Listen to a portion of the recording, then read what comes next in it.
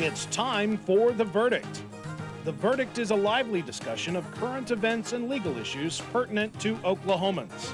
The Verdict is hosted by Kent Myers and Mick Cornett. It's time for The Verdict. And welcome once again to The Verdict. Mick Cornett with Kent Myers. Every Sunday morning at 9 o'clock, we're right here to discuss some current events and another good show this week. Yes, this Sunday we are really pleased to bring back to you Joe Castiglione, the athletic director at the University of Oklahoma. And this Sunday we're going to be talking about some things going on in the Big 12. We're going to be talking about how athletic departments handle ticket policies and some other interesting things Joe has to share with us, not the least of which would be dealing with the Big 12 basketball tournament. It's big business, and Joe Castiglione is here to fill us in on what's going on at the University of Oklahoma and its athletic department. It's next on The Verdict.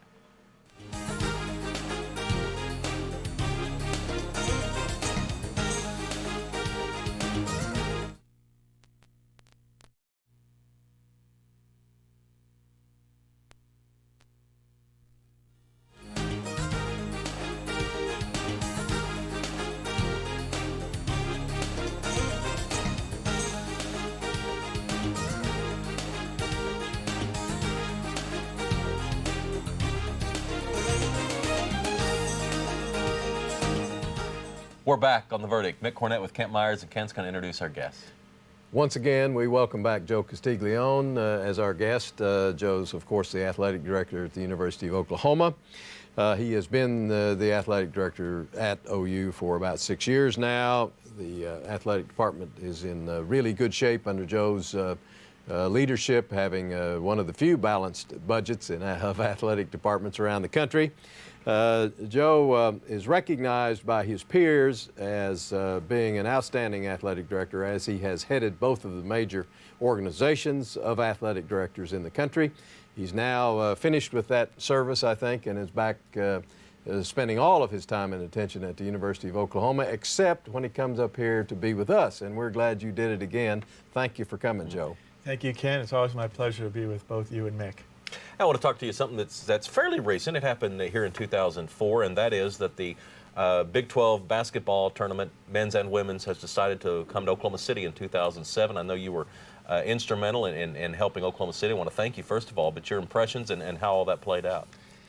Well, we sort of broke some of the tradition years ago when the tournament moved out of Kansas City and went to Dallas. And so now we've tried to push for a little bit more of a break in tradition, primarily because of the wonderful additions to Oklahoma City and this state being centrally located. We're at almost the intersection of many of the Big 12 institutions. It's a relatively easy drive for every one of the Big 12 institutions to get to Oklahoma City. The new Ford Center, the Cox Center right next to it, the convenience of the hotels and walking to restaurants. It's quite a unique dynamic.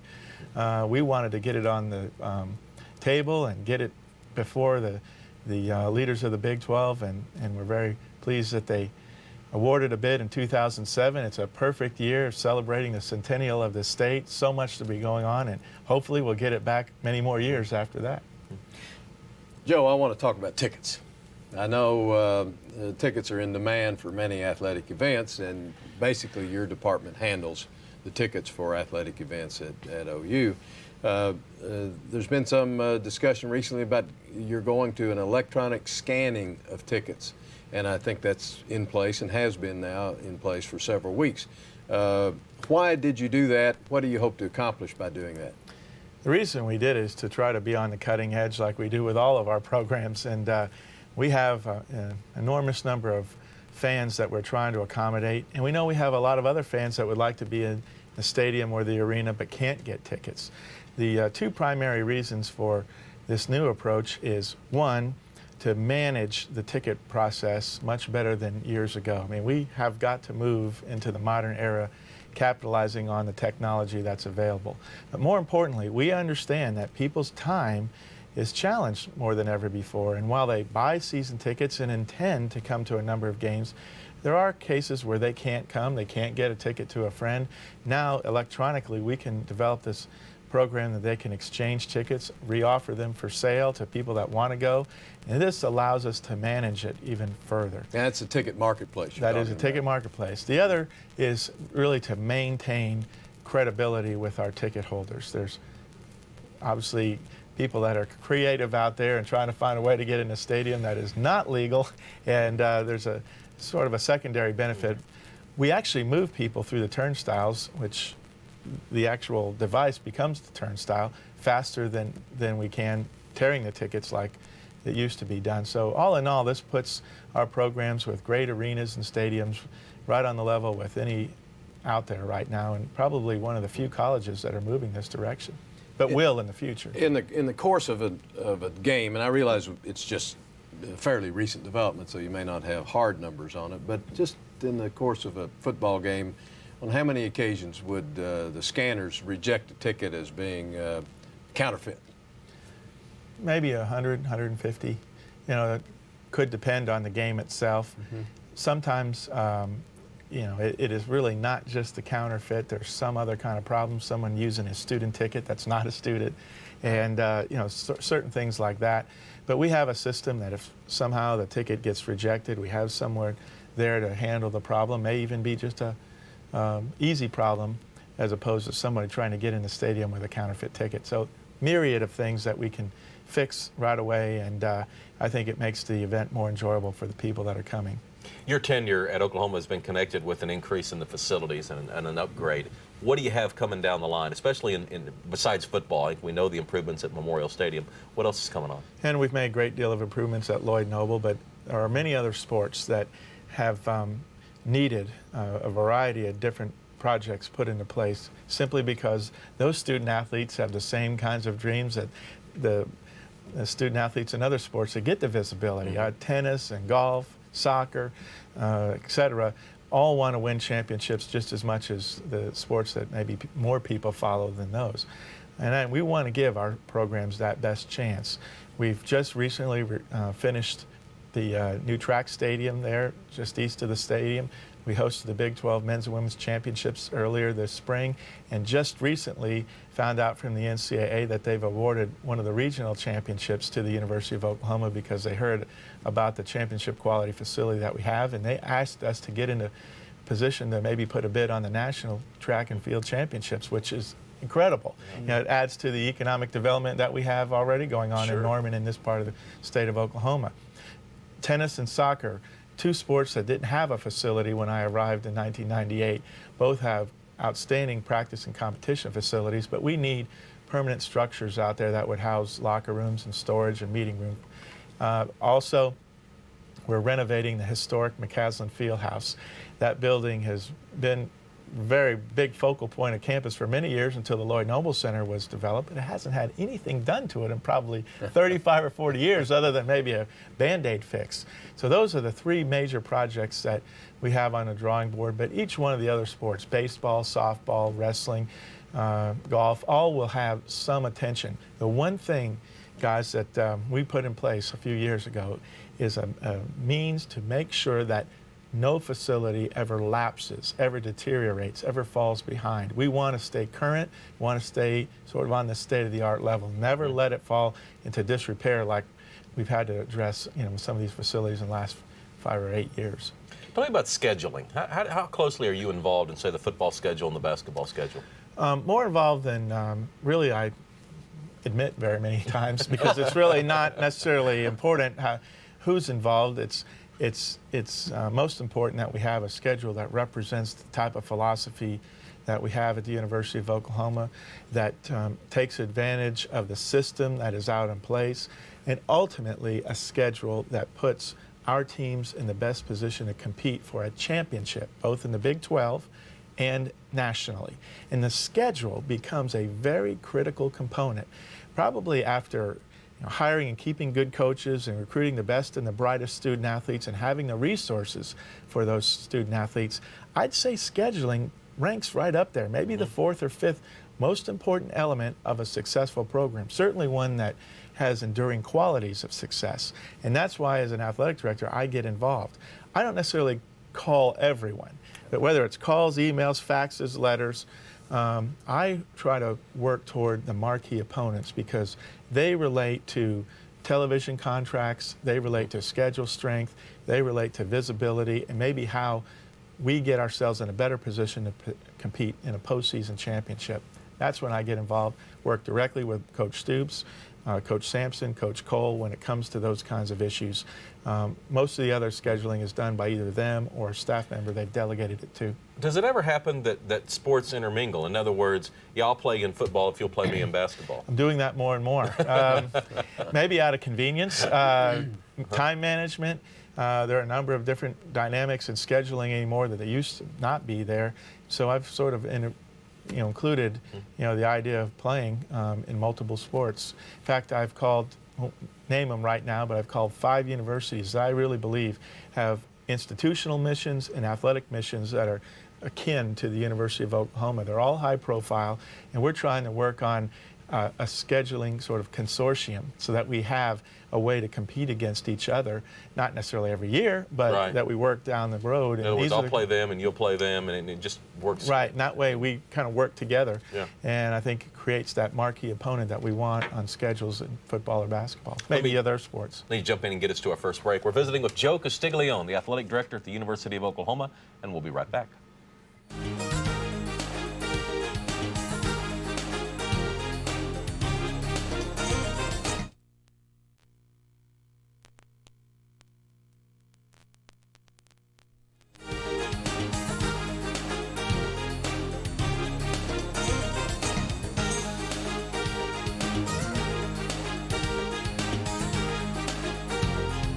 Welcome back to The Verdict. Mick Cornett and Kent Myers. We're visiting with the University of Oklahoma's athletic director, Joe Castiglione. Ken? Joe, I noticed on your website in preparation for the show that your budget has been balanced for at least the last 5 years or so, maybe longer than that, but since you've been here, you've had a balanced budget within the athletic department. And I also have some reason to think that isn't true across the board at most colleges and universities, that the athletic department doesn't have a balanced budget but runs in the red. For those institutions, either within the conference or without the Big 12, that can't balance their budget because they just can't get in enough revenue, what does that portend for the future of intercollegiate athletics at those institutions? Well, it's an institution by institution choice. But if they're going to stay competitive in the Big 12 conference, first they have to decide they're going to sponsor a minimum number of sports, which is 14. We have 20 at Oklahoma, and we're studying the addition of a new women's sport here in the next couple of years because of our move to comply with Title IX, which we are in compliance right now, but the changing enrollment has caused us to think about the future. In the conference, as well as the rest of the country, there are less than 18% of Division I programs, and maybe even further than that, that are making it really on their own or even balancing their budget. And that number is not increase, nor projected to increase, it's declining. And it's kind of interesting, Kent, because in the last 4 or 5 years, the revenues in a conference like the Big 12 have doubled. So people actually are getting more out of their conference affiliation than they ever had before, whether it was the Big 8 or the Southwest Conference. And yet, the costs of intercollegiate athletics continue to go up, costs of scholarships go up, everything is going up. So they have to determine how much the institution would put into the sports program if, in fact, they want to keep it alive. Right now, I think all the schools in the Big 12 are stable. There are some that are balancing their budget like us, and there are some like us that don't receive any kind of institutional support or state support, nor have student fees for intercollegiate athletics. Oklahoma is making it on its own. And that's why we've had to think in more of a business-like fashion. It's been a little bit controversial at times. People don't like to see higher education and business in the same sentence, but it has to be that way if we're going to survive. Certainly if we don't want to become a drag on the institution. If anything, we want to help the institution, and we have. The means that we've put in place, the $1 million endowment for the university libraries that is funded off of sales of licensed merchandise, and now in the last 2 years, the academic enhancement fee that comes directly off our football tickets, which has created hundreds of thousands of dollars for academic programs. we feel like we're a partner. It goes back to what we said earlier. We're an integral part of the mission of this campus, and we want to keep it that way. Let me ask a little follow-up question of that, balancing the budget, because you mentioned scholarships. Let's say athlete A signs on to come to the University of Oklahoma as a football player with a full scholarship. The athletic department bears the cost of that, I suppose. Total cost. And does the athletic department write a check to the university for the cost of tuition? Absolutely. So it's not the university just saying, we'll waive the tuition. Not on this campus. Now, there are campuses, in this conference that actually get tuition waivers. Some are really close, to Oklahoma that get that as part of the way the institution funds their program. And that's okay. That's been a standard practice by some of those institutions. Our scholarship bill this year will be near $5 million for the student athletes that we have in our program. That's significant. And we're trying to do whatever we can to continue to make that work. And we don't want any of our programs cut. Obviously, we said earlier that we want our programs in the best position to pursue championship excellence, both in the classroom as well as their athletic endeavors. What trends are there in intercollegiate athletics right now that other athletic directors and yourself are having to deal with? For instance, just to throw one out, Southern Nazarene University just 2 or 3 years ago started football, which was kind of a unique experience, and they did it because they thought it would increase enrollment, not only amongst players who would come there to play, but also I think they thought it might be a better all-around campus environment for other students. Is that a trend, and what else do you see out there? Actually, we've seen more universities add football in the last few years, where perhaps 5 to 10 years earlier, because of expense, people were dropping the sport of football. I think they've seen it as a means to access other revenues that they didn't have available prior. And we see more teams in bowl games than ever before, even though we know some of those bowl games barely break even. How many bowl games are there these days anyway? Do you know? Oh, there are 27. And I would say at least half of them barely break even. In fact, the participants generally have to take money out of their pocket to make sure they cover that bowl expense. But you have to look at it in a bigger picture. You're stepping back or flying above this at maybe 15, 20,000 feet. You see what a bowl game does for a campus. You see what it does for the development of the program. You see how it helps recruit other students or student athletes. And I think even though Southern Nazarene isn't in a bowl game, they have seen this as a means to sort of help market their university as large. It brings graduates back on campus. Absolutely. It's a great activity. As long as they're adding it in relationship to what they can handle.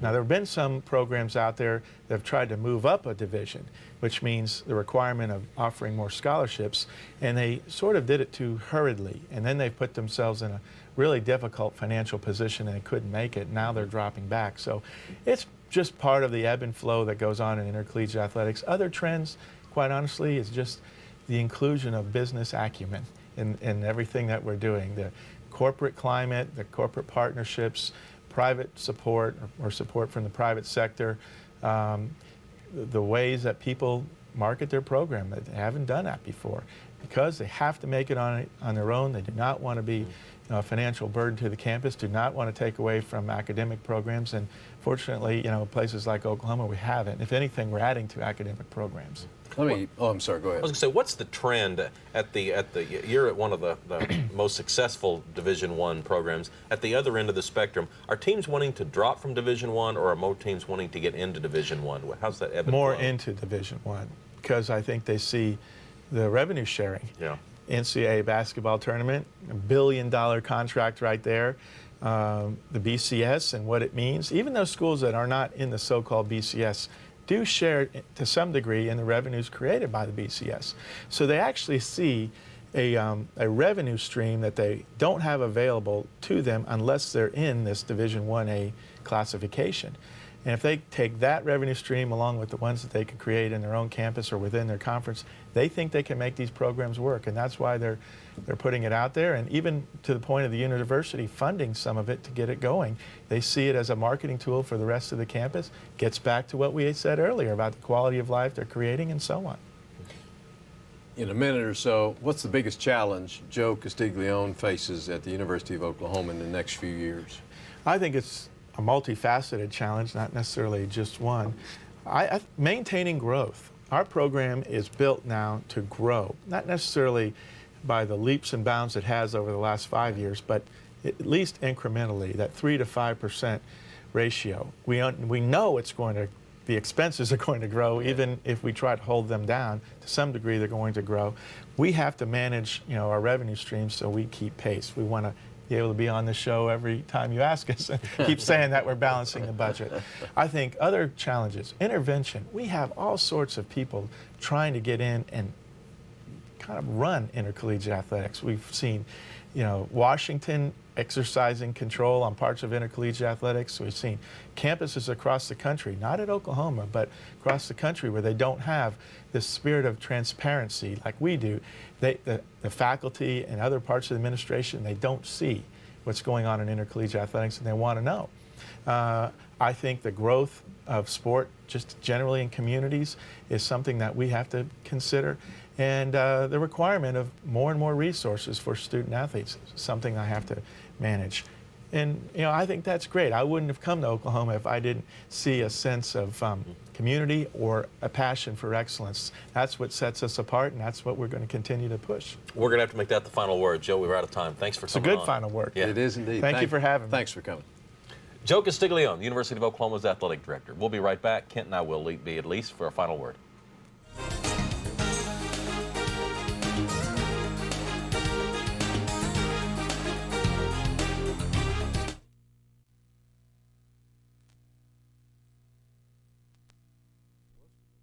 Mark. Oh.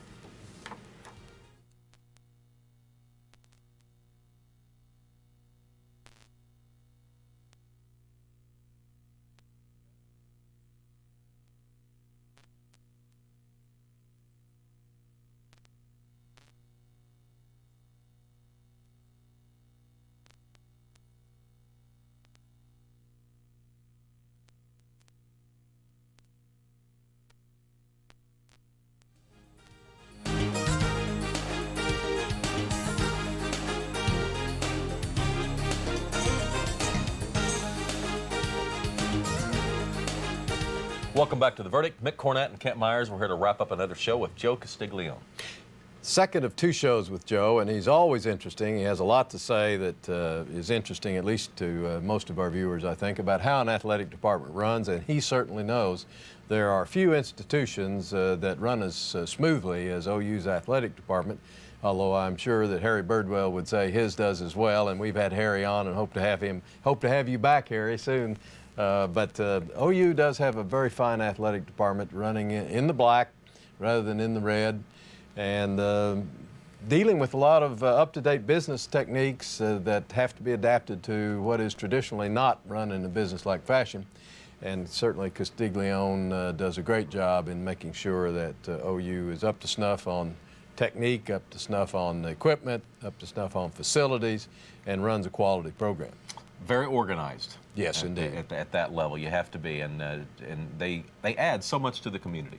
Both Oklahoma and Oklahoma State and Tulsa, we're very blessed to have 3 quality Division I programs. Well, and they're all competitive. They all run good, clean programs and fan-friendly. Mm-hmm. Yeah, we are lucky. They represent us well. You can check out the University of Oklahoma at Soonersports.com. We always try to give websites of our guests. And, of course, you can check out our website anytime you'd like. It's theverdict.tv. Go on there and tell us about a show you'd like to see on an upcoming edition. Kent and I'll be back next week, and we'll see you then.